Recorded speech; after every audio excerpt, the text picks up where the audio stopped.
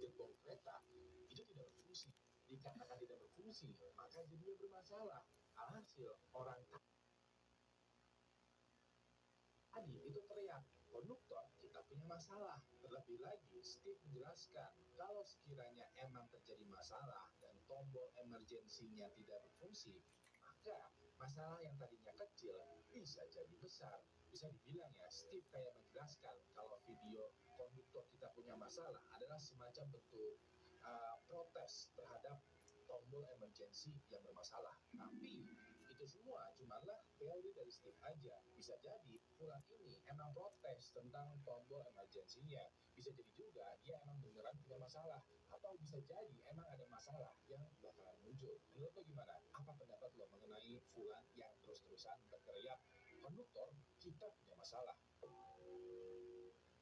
Aku si banyak aksi lagi dapat pakai Hearst Protect bukan halangan, maksimal terus.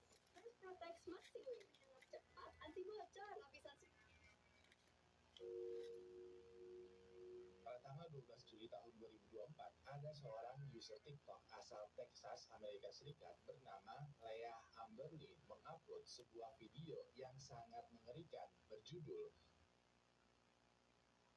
Malam Terburuk di Hidupku. Di video tersebut, Leah terlihat bersama anjingnya berada di depan pintu rumahnya sendiri. Dalam kondisi badannya masih basah, hanya menggunakan handuk sambil juga menggendong anjing, Leah terlihat gemeteran, takut sambil juga memencet bel rumahnya. Diketahui ya, pada momen ini, Leah kayak meminta Jake, suaminya Leah, untuk segera menelpon polisi. Beberapa hari kemudian, Leah mengupload lagi nih video yang menceritakan detail cerita di balik video sebelumnya tadi. Jadi beberapa saat sebelum Leah terlihat handukan di depan rumah, dia sebenarnya habis ngelonin kedua anaknya yang masih kecil untuk tidur. Begitu mereka tertidur lelap, Leah mandi nih sambil juga berendam di bathtub. Tiba-tiba aja dia kayak mendengar suara langkah kaki seseorang. Nah, dia berfirasat kalau suara langkah kakinya ini adalah suara langkah kaki suaminya, Jake, yang baru aja pulang kerja. Leah yang masih berendam di bathtub ambil handphonenya lalu mengirimkan pesan ke suaminya, kayak nanya, kayak, sayang, kamu udah pulang? Dan ternyata suaminya waktu itu bilang, enggak kok, ini aku masih di kantor dan baru balik setengah jam lagi. Di momen inilah Leah sadar kalau suara langkah kaki yang dia dengar bukanlah suara langkah kaki dari suaminya. Dan benar banget, begitu Leah keluar dari kamar mandi hanya menggunakan handuk aja, dia melihat ada dua maling lagi berjalan ke arahnya. Leah nggak bisa melihat dengan jelas penampakan wajah dari maling ini karena mereka menggunakan baju serba hitam dan juga penutup kepala. Pas ini Leah bilang, ambil apapun yang kamu mau, asal jangan kamu sentuh anak-anakku. Kedua maling ini langsung mengambil paksa tuh handphone yang ada di tangannya Leah. Begitu sekiranya lengah, Leah langsung buru-buru lari keluar rumah sambil juga membawa anjingnya menuju ke pintu depan. Pas inilah Leah langsung memencet bel pintu yang canggih, yang smart gitulah ya.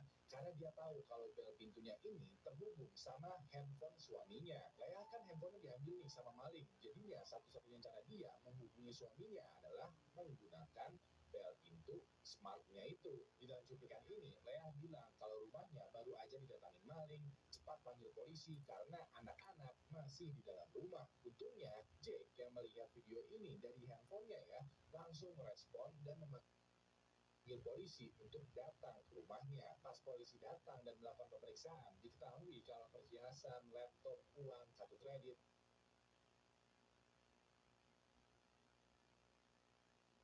dan beberapa barang berharga lainnya pada hilang. Tapi untungnya anak-anak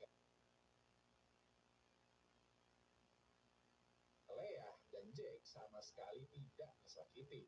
Nah, pada saat Leah mengupload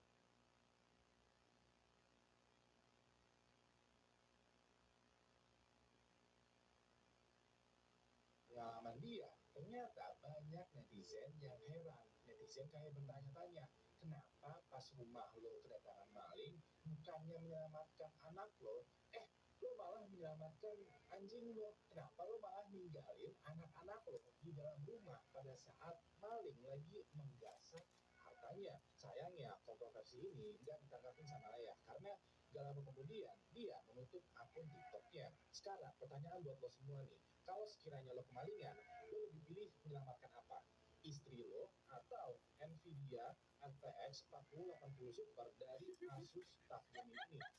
Tulis lo di kolom komentar. Pada tanggal 3 Juli tahun 2025, ada user TikTok bernama Zimo atau Dogi mengupload sebuah video dengan judul Five. Video yang diupload ini ternyata berisi sebuah rekaman di mana dia nyemplung dengan celana dan sadar ke dalam lumpur hidup di tengah rawa terpencil. Dari video ini kita bisa melihat kalau lumpur hidupnya itu beneran tebal dan dalam banget. Sampai-sampai begitu Dogi nyemplung, seluruh tubuh dia kayak masuk semua. Dia juga selalu pakai kamera di helmnya buat merekam semua kegiatan dia di lumpur hidup, termasuk juga ketika dia berusaha keras mengeluarkan dirinya dari lumpur hidup. Sedikit info, buat yang belum tahu, lumpur hidup itu berbeda jenisnya dengan lumpur yang biasanya ada di rawa-rawa atau tanah lembab. Lumpur hidup biasanya ada di daerah sekitaran sumber air seperti pantai, sungai, atau rawa yang terbentuk dari campuran tanaman mati dan juga air. Bedanya dengan lumpur biasa, lumpur hidup itu tergolong lebih berbahaya karena terkenal banget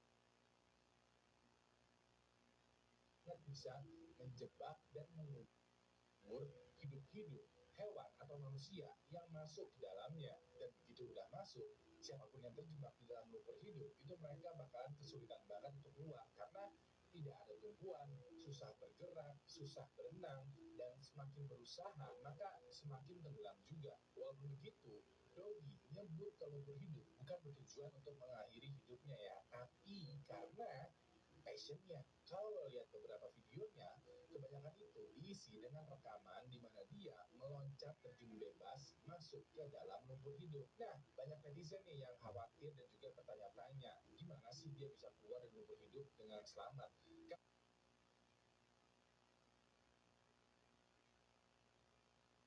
Lumpur hidup itu terkenal susah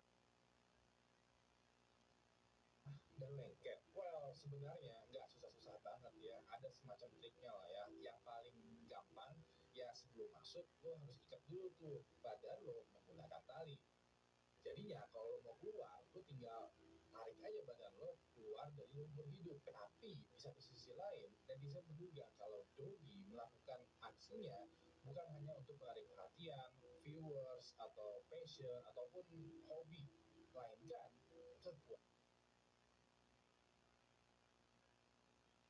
kepuasan seksual. Jadi,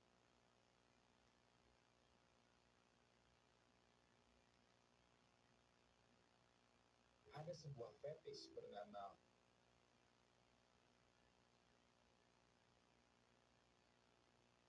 forarefilia, di mana seseorang itu memiliki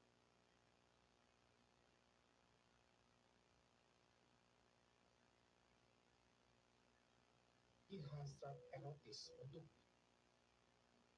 dimakan bulat-bulat sama orang atau makhluk lain. Orang yang memiliki fetish ini itu kayak senang atau berfantasi aja gitu kalau tubuhnya somehow dimakan bulat-bulat sama ikan paus, titan, galactus, atau makhluk raksasa lainnya. Nah, jadi saya menduga kalau Dogi mempunyai fetish forarefilia karena ketika dia terjun masuk ke dalam lumpur, sensasinya itu bagaikan seluruh tubuhnya dimakan bulat-bulat sama tanah. Nah, atas laporan netizen, pihak berwajib udah berusaha tuh melacak keberadaannya Dogi untuk diperingati karena khawatir tren ini bakalan ditiru sama netizen lainnya yang ujung-ujungnya malah beneran menelan korban. Walaupun begitu, gua nggak tahu lanjutannya gimana, apakah Dogi beneran masih hidup atau enggak, karena belum ada lagi nih berita tentang dia. Nah, gue curiga kalau Dogi meniru orang Indonesia nih, karena banyak user TikTok Indonesia yang live streaming sambil juga mandi lumpur.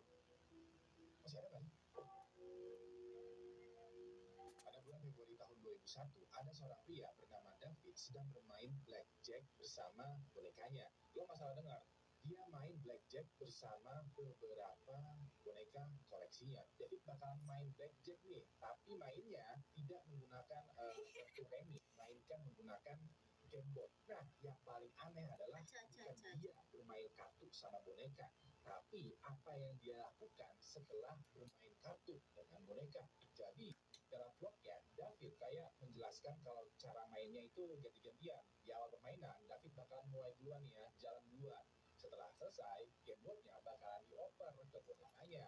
Lalu David kayak menggerakkan bonekanya, kayak yang ngebuat bonekanya itu berpura-pura main. Kayak gilirannya si boneka jalan nih, kalau bonekanya udah selesai main, gantian lagi nih ke gilirannya David untuk jalan, untuk main. Begitu terus, sampai akhirnya ada yang kalah dan yang menang nih di antara David dan bonekanya. Anehnya, somehow, walaupun David bermain dengan boneka, dia kebanyakan selalu aja kalah.